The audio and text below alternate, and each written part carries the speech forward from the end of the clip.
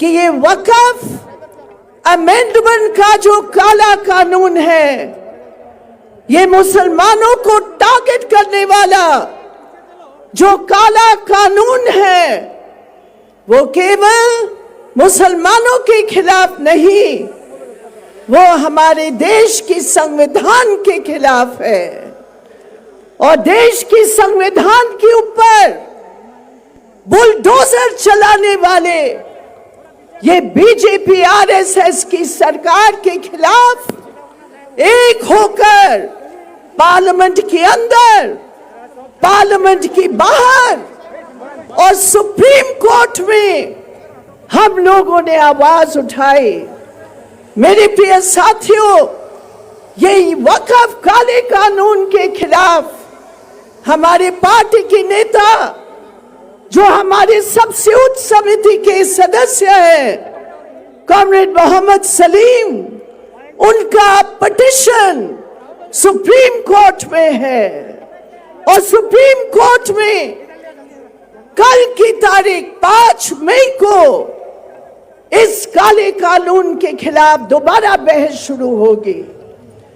आप सबने सुना, ये संविधान के खिलाफ है।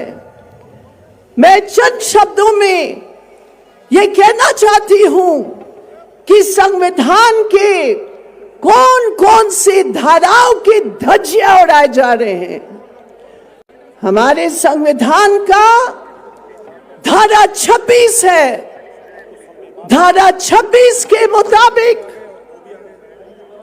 हर धर्म का ये अधिकार है कि अपने धार्मिक संस्थानों की बचाव कैसे चलाए जाएंगे, कैसे चैरिटेबल काम किया जाएगा, वो सब उसी कौम के साथी, उनकी जिम्मेदारी है और किसी के नहीं। इसलिए जितने मंदिर हैं हमारे देश में, जितने गुरुद्वारे हैं हमारे देश में, जितने चर्च है हमारे देश में, जितने जैन के मंदिर हैं हमारे देश में, वो सारे के सारे उसी कौम के आधार पर चलाया जा रहा है।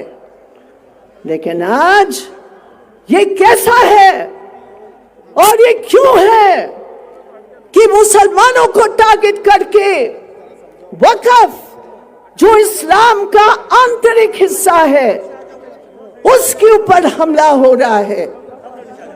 सुप्रीम कोर्ट ने सही पूछा कि इस वक्फ बिल में ये प्रावधान बनाया गया है कि गैर मुसलमान उस वक्फ बोर्ड के मेंबर बन सकते हैं। गैर मुसलमान उस वक्फ बोर्ड का कैसा वो इस्तेमाल किया जाएगा, वो तय कर सकते हैं। ये और कोई धर्म के संस्थान में ये नहीं है। सुप्रीम कोर्ट ने पूछा, बताओ, मिसाल दो, कौन सा हमारे देश के मंदिर है जहां गैर हिंदू उस बोर्ड को चला सकता है। सरकार के पास कोई जवाब नहीं, जवाब हो ही नहीं सकता है, क्योंकि आर्टिकल 26 का ये पूरा हमला है उसके ऊपर। एक और बात इसमें आती है, और वो बात ये है जो सबसे खतरनाक है, वक्फ बाय यूजर। सरकार कहती है डॉक्यूमेंट दिखाओ, उसके बाद हम तय करेंगे ये वक्फ की संपत्ति है या नहीं है। मेरे प्रिय साथियों, ये सरकार जानबूझकर ये कर रही है, क्योंकि जो जमीन है उस जमीन को वो हड़पना चाहती है। वक्फ के पास जो जमीन है, हकीकत ये है कि सरकार ने बहुत सारी जगहों पर उस जमीन को हड़प लिया, और उस जमीन को गरीबों के लिए नहीं, उस जमीन को अंबानी अडानी के लिए सौंपा जा रहा है। बंबई के अंदर कौन नहीं जानता है, एक बहुत बड़ा विवाद है कि आज बंबई की सेंटर में अंबानी का वो महल जो बना है वो वक्फ की जमीन पर है, उसका कोर्ट केस चल रहा है उसके बारे में। तो मैं ये कहना चाहती हूं, ये लैंड ग्रैब है, जो जमीन है वक्फ की उसको सरकार ले लेना चाहती है। और वक्फ बाय यूजर का मतलब क्या है? सुप्रीम कोर्ट ने खुद ये सवाल पूछा कि क्या 3000 साल पुरानी जो वक्फ है, क्या उसको तुम कह रहे हो उसका डॉक्यूमेंट दिखाओ? वो डॉक्यूमेंट का सवाल नहीं है, वो केवल उस वक्फ बाय यूजर का मतलब क्या है। ये अगर कानून वापस ले लिया गया तो केवल मुसलमानों का नहीं मेरे प्रिय साथियों, इस देश के जो गरीब है, जो आदिवासी है, जिसके पास कोई डॉक्यूमेंट नहीं है, जिसके पास सदियों पुरानी उस जमीन के वो मालिक है लेकिन डॉक्यूमेंट नहीं है, अगर ये वक्फ बाय यूजर पारित हो जाता है, इस देश का कोई भी गरीब बच नहीं सकता है, उसकी जमीन बच नहीं सकती है। ये जरूरी है। और इसलिए हमने कहा कि ये जो कानून है, ये कानून आर्टिकल 26 के खिलाफ है, ये कानून आर्टिकल 25 के खिलाफ है। ये सरकार कहना चाहती है वो तय करेंगे कौन मुसलमान है, वो तय करेंगे कौन वक्फ का दे सकता है। ये कौन है ये लोग? कहते 5 साल जो नमाजी है वही वक्फ कर सकता है। 2013 के कानून में यह स्पष्ट लिखा था कि जो भी वक्फ के लिए अपनी संपत्ति देना चाहता है उसका पूरा अधिकार है, वो मुसलमान हो या कोई और हो, कोई भी वक्फ के लिए अपनी संपत्ति दे सकता है। यह है धर्मनिरपेक्षता। लेकिन उसको समाप्त करने के लिए यह सरकार समाप्त कर रही है। उन्होंने महिलाओं का नाम लिया, अरे हम तो महिलाओं को बोर्ड में बनाएंगे।